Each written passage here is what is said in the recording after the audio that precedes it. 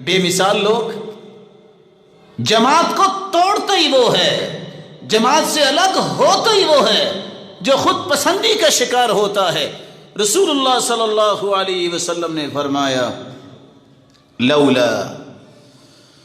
لم تكونوا تذنبون لخفت عليكم ما هو اکبر من ذلك العجب، اگر تم سے کوئی بھی گناہ نہ ہو تو اس سے بڑا گناہ کوئی نہیں کہ تم سمجھو کہ میرے جیسا ہے ہی کوئی نہیں۔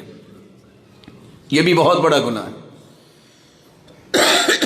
اور ابو درداء رضی اللہ تعالی عنہ فرمایا کرتے تھے لولا ثلاث لصلح الناس، اگر تین چیزیں معاشرے میں نہ ہوں ساری دنیا کی اصلاح ہو جائے۔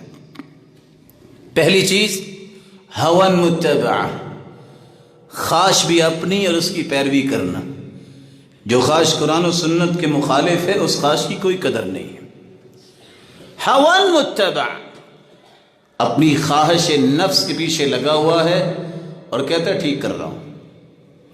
دوسری چیز وشح مطاع، ایک شخص کے پاس مال تو ہے لیکن بخیلی کرتا ہے اور ساتھ خوش بھی ہوتا ہے، اچھا میں نے مال سنبھالا ہے، کسی فقیر مسکین کو دیا نہیں۔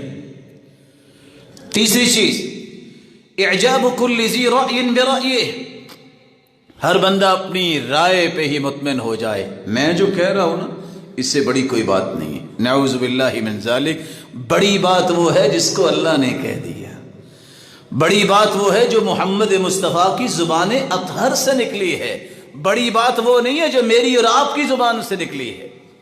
یہ تین کام درست ہو جائے تو پوری دنیا کی اصلاح ہو جائے۔